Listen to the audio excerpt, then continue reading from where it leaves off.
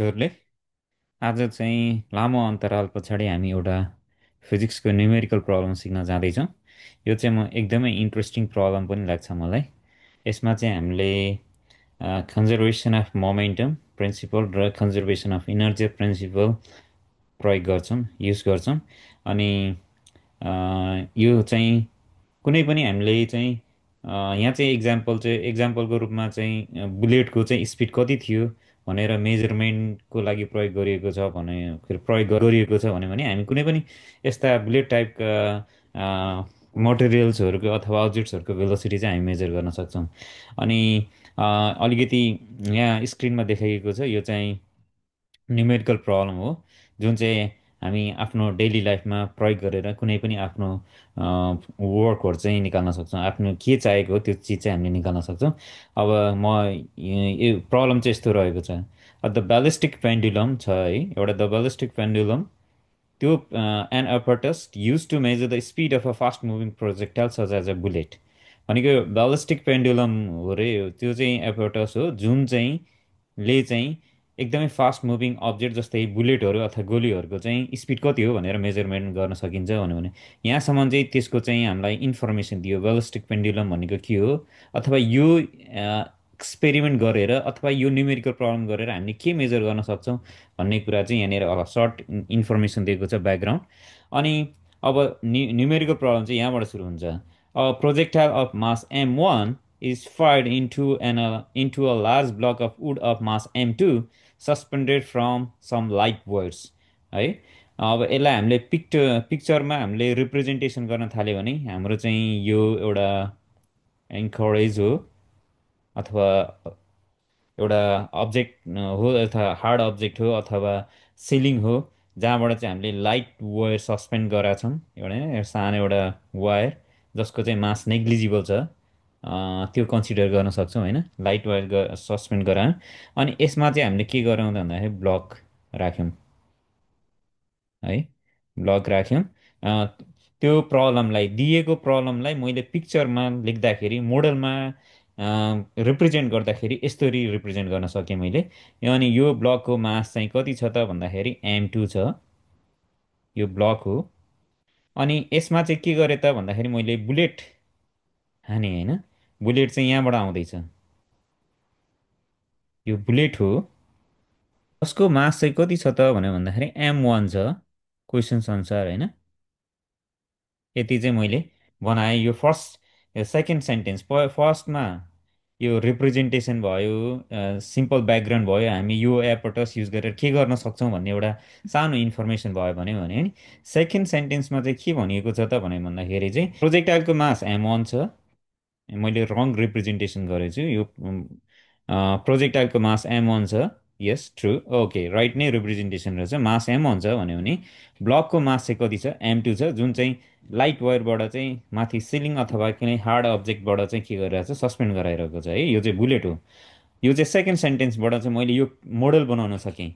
अनि त्यस पछाडि थर्ड सेन्टेन्समा चाहिँ के छ त भन्दाखेरि यो प्रोजेक्टाइल जुन छ मेरो बुलेट, त्यो बुलेट चाहिँ यहाँ गएर इम्बेड भयो रे, त्यहाँ गएर चाहिँ गोली लाग्यो।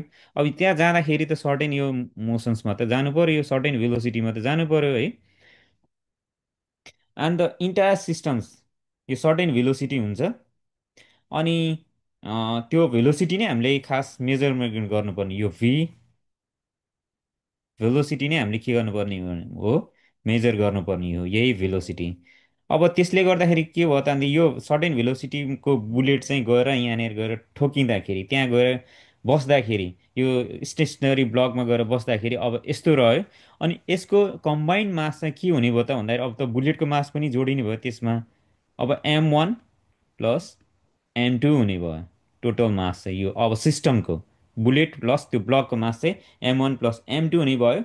अब यो स्टेसनरीमा रहेको ब्लक चाहिँ केमा जाने भयो त, अब मोसन हुने भयो, स्विङ हुने भयो है सर्टेन भेलोसिटीले। यो चाहिँ भी कमन भेलोसिटी भनौँ, भिसी है, कमन भेलोसिटीले स्विङ हुने भयो। अनि त्यो स्विङ भइसके पछाडि यो त सर्टेन हाइट जान्छ, सर्टेन हाइट यसले त कभर गर्छ। अब कम्बिनेसन सिस्टमको कम्बिनेसन कहाँ पुग्यो, यहाँनिर पुग्यो। यो हामीसँग बुलेट इन्साइड नै छ, यानि इम्बेड नै गरिरहेको छ। अब यो चाहिँ कति भन्दाखेरि यिनीहरूको चेन्ज इन हाइट भनौँ न, इनिसियल पोजिसन्सबाट हो यो हाइट एच भयो है। यो सबै चिज चाहिँ यो क्वेसन्सले दिएको अनुसारको मैले पिक्चर गरेँ है। जस्तै यहाँबाट फेरि म पनि क्वेसन पढ्छु। यहाँ माथिको the ballistic pendulum an apparatus used to measure the speed of a fast moving projectile such as a bullet. यो इन्फर्मेसन यो हो, यो बलिस्टिक पेन्डुलम भन्ने होइन, यो पेन्डुलम हो। पेन्डुलम सिस्टम बुलेट आइरहेछ, त्यसको चाहिँ मेजरमेन्ट गर्नको लागि प्रयोग गरिने एउटा साधारण हो। एयरपटस भनेको एउटा साधन हो होइन। अब projectile of mass M one, जस्तै यो प्रोजेक्टाइल भयो, यस्तो एक्जाम्पलको रूपमा चाहिँ बुलेट लिएको छ, त्यसको चाहिँ मास एम वान छ। It's fired into a large block of wood of mass M two. यो ब्लक हो M two, from suspended from some light wires है। यो लाइट वायर हो, त्यहाँबाट चाहिँ सस्पेन्ड गरेको छ, त्यसमा चाहिँ फायर्ड गर्यो सर्टेन भेलोसिटी भीले। अन्त projectile embeds in the block. त्यो बुलेट चाहिँ के गर्यो, अब त्यही वुडन ब्लकमै अड्केर बसेको छ।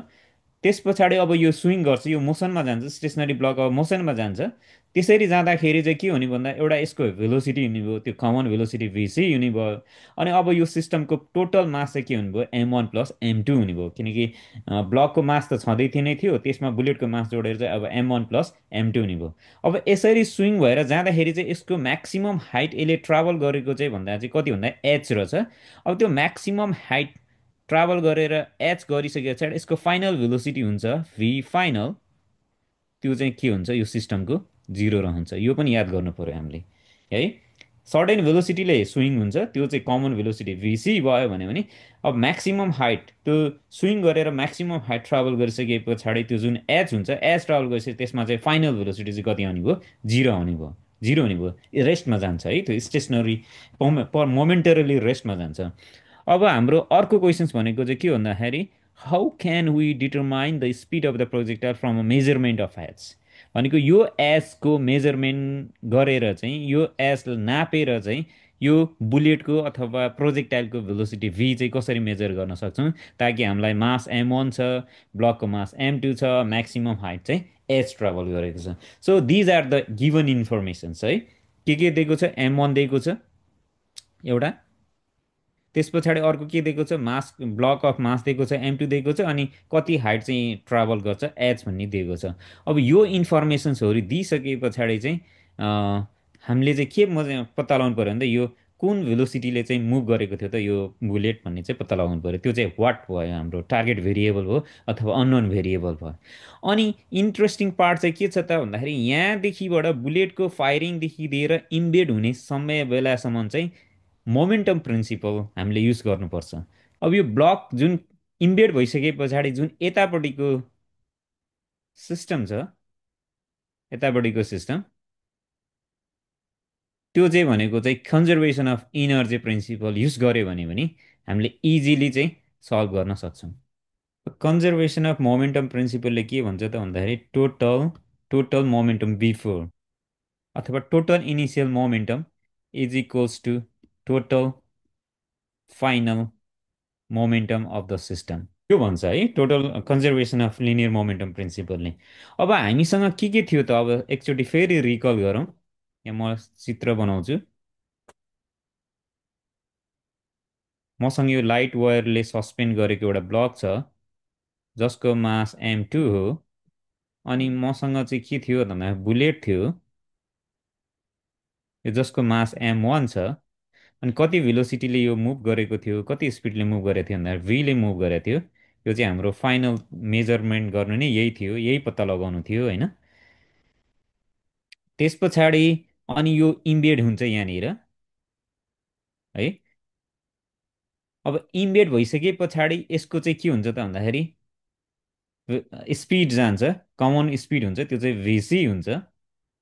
यो ड्रइङ अलिकति नराम्रो देखिएको छ यसमा, यो भिसी जान्छ होइन। तर त्योभन्दा अगाडि यो ब्लक जुन बुलेट थियो, यो बुलेट त्यहाँभित्र लाग्नुभन्दा अगाडि ब्लकको जुन मास स्पिड थियो त्यो चाहिँ भी ब्लक, त्यसलाई म भीले लेख्छु।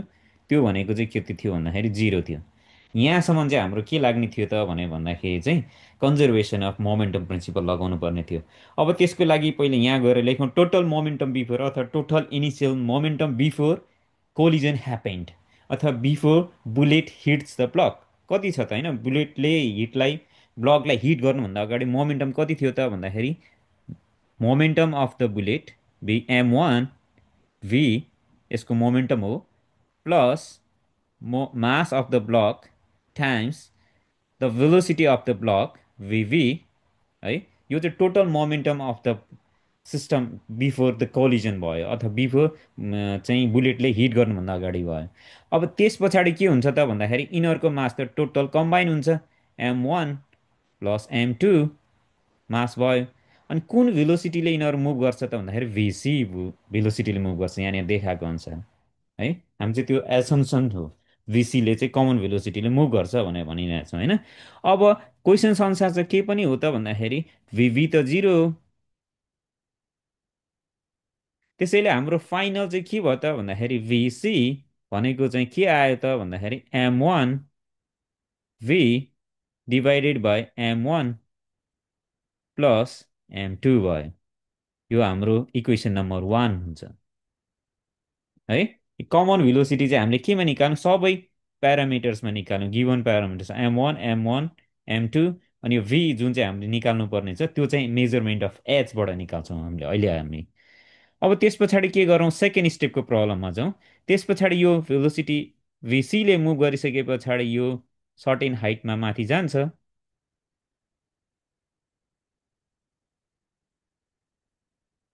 होइन, त्यो एच हाइट हो। यो चाहिँ विचार गर्नुपर्ने हुन्छ, जस रिप्रेजेन्टेसनमा केही रङ भएन। तर हामीले यदि यसको सेन्टरबाट लिएको छौँ भने यसको पनि सेन्टरसम्मको एच हो भने, यदि बेसबाट लिएको छौँ भने मेजरमेन्ट अफ हाइट बेसबाट लिएको छ भने बेटर बेसमै गएर चाहिँ टुङ्गाउँदाखेरि त्यो त्यसरी रिप्रेजेन्टेसन देखाउँदाखेरि चाहिँ एकदमै राम्रो हुन्छ है। यहाँको सेन्टरमा सेन्टरबाट हामीले मेजरमेन्ट स्टार्ट गरेको छ भने यसको सेन्टरसम्म नै हाम्रो चाहिँ एच हो भनेर चाहिँ भन्न मिल्यो। त्यो चाहिँ बेटर रिप्रेजेन्टेसन हुन्छ है। अब यहाँनिर स्केचमा अलिकति तलमाथि भए पनि त्यसरी बुझ्नुपर्छ हामीले। अब एच हो। अब सेकेन्ड पार्ट भनेको चाहिँ हाम्रो total conservation of energy principle लगाउने हो। अब यहाँ म्याक्सिमम यहाँनिर म्याक्सिमम हाइट एच ट्राभल गरिसके पछाडि त यसको भी फाइनल भन्ने चिज चाहिँ के हुने भन्दा मोमेन्टरली त रेस्टमा जान्छ, भी एफ इक्वल्स टु जिरो हुने भयो है। अब त्यस पछाडि अब त्यो प्रिन्सिपलमा जाउँ, त्यसले भन्छ फेरि के भन्दा total energy conservation of energy प्रिन्सिपलले के हुन्छ भन्दा total energy before is equals to total energy after. यो चाहिँ कन्जर्भेसन अफ इनर्जी प्रिन्सिपल हो। अब यसमा हाइपोथेसिस चाहिँ हामीले के लिन्छौँ त भनेर भन्दाखेरि एउटा हाइपोथेसिस त उसले बताइदिइसकेको छ त, स्ट्रिङको मास एकदमै लाइट छ भनेको चाहिँ हामीले नेग्लिजिबल जसको चाहिँ मासै छैन भनेको छौँ होइन। अर्को हाइपोथेसिस के भन्छौँ त भन्दा यहाँ हामी मेकानिकल इनर्जी मात्रै लिन्छौँ। मेकानिकल इनर्जी भनेको काइनेटिक इनर्जी र पोटेन्सियल इनर्जी हो। अब यसमा अब फायर गर्दाखेरि साउन्ड पनि आउँछ बुलेटको, त्यस पछाडि त्यहाँनिर फ्रिक्सन छ है, त्यस पछाडि त्यहाँ सबै छ। तर हामीले त्यसलाई गरेर चाहिँ हामीले हाम्रो यो आइडियल जस्तो प्रब्लम बनाउँछौँ, यहाँनिर आइडियल प्रब्लम कन्सिडर गर्छौँ। त्यसमा चाहिँ हामीले हिट इनर्जी हामीले नेग्लेक्ट गरेका छौँ, त्यस पछाडि हामीले साउन्ड इनर्जी, बाँकी रहेको सबै इनर्जिजहरू चाहिँ हामीले नेग्लेक्ट गरेको छौँ यसमा। जस्ट हामीले चाहिँ मेकानिकल इनर्जी मात्र लिने कोसिस गरेको छौँ। त्यो भनेको चाहिँ kinetic energy plus potential energy हो।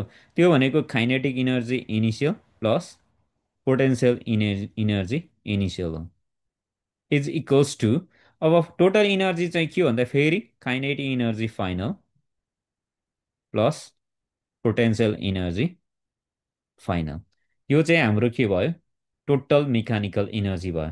अब काइनेटिक इनर्जी लिउँ, टोटल काइनेटिक इनर्जी त्यो भनेको 1/2 मास, कमन मास हो त्यो, m1 m2। त्यस पछाडि भी स्क्वायर, त्यो भनेको चाहिँ के हो, भिसीको स्क्वायर। इनिसियल यहाँबाट मुभ गर्दाखेरि चाहिँ के हुने, मास m1 प्लस m2 हुने भयो, m1 प्लस m2 हुने भयो। अनि भेलोसिटी चाहिँ कति छ, भिसीले मुभ गरिरहेछ होइन, भिसी, त्यसैले यो भयो। अनि पोटेन्सियल इनर्जी भनेको चाहिँ के हुन्छ, हाम्रो बेस नै यो हो, रेफरेन्स पोइन्ट नै यो हो। भनेपछि चाहिँ पोटेन्सियल इनर्जी भनेको चाहिँ मास m1 + m2 अनि जी एच हो।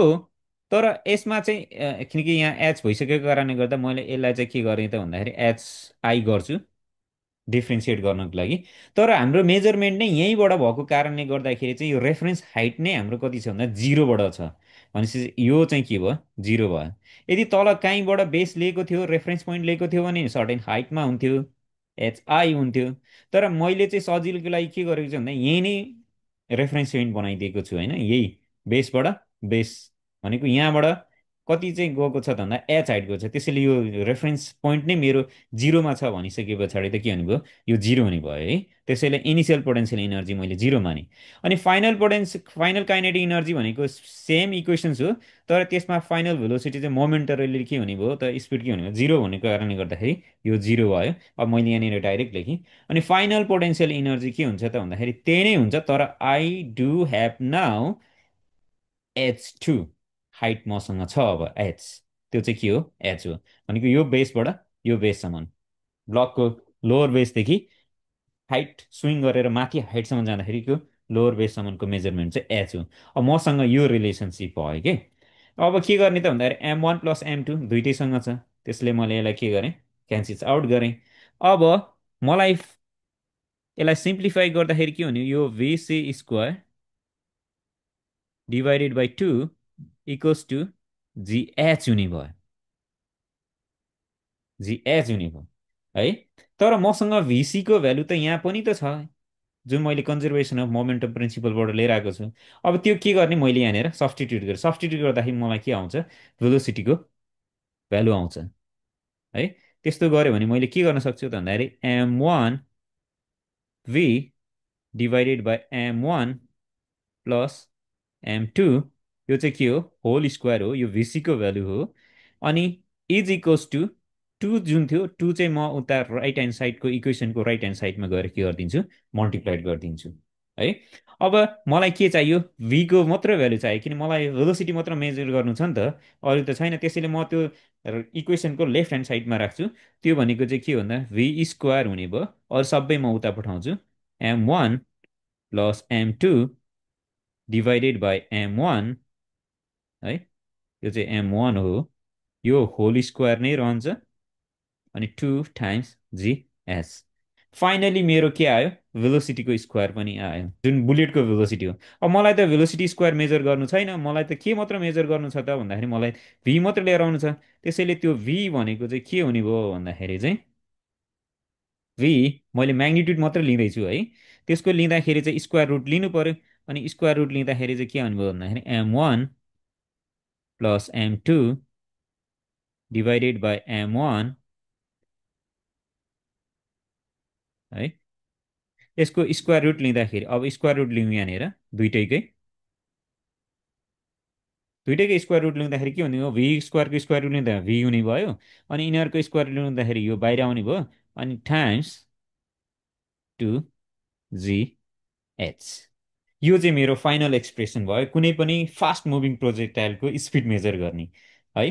अब यसमा के हुन्छ त भनेर भन्दाखेरि यो डिरेभेसन जस्तो देखिए तापनि अब न्युमेरिकल प्रब्लममा त के हुन्छ, मासको भ्यालु दिएको हुन्छ, प्रोजेक्टाइलको यो बुलेटको मास दिएको हुन्छ है, त्यस पछाडि अर्को ब्लकको मास पनि दिएको हुन्छ, अनि कति हाइट ट्राभल गर्यो, यो कति हाइट चाहिँ माथि जान्छ, स्विङ हुन्छ त भन्दा त्यो एच पनि दिएको हुन्छ। अनि जी भनेको त कन्सट्यान्ट हो, टु द नियर अर्थ सर्फेसको लागि जी त भेरिज त गर्छ, तर यो अर्थ सर्फेसमा हामीले एकदमै close to the earth surface गर्ने कारणले गर्दा जी त भ्यालु कन्सट्यान्ट नै लिन्छौँ हामीले, त्यसमा लगभग 9.8 मिटर/सेकेन्ड स्क्वायर लिन्छौँ एसआई युनिटमा।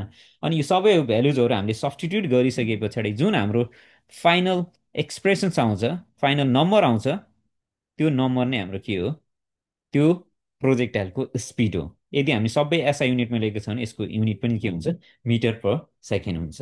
हो यसरी चाहिँ हामीले के गर्न सक्छौँ त भनेर भन्दाखेरि चाहिँ कुनै पनि फास्ट मुभिङ प्रोजेक्टाइल चाहिँ को मेजरमेन्ट चाहिँ, फास्ट मुभिङ प्रोजेक्टाइलको स्पिड चाहिँ बलिस्टिक पेन्डुलमको हेल्पद्वारा चाहिँ मेजर गर्न सक्छौँ है।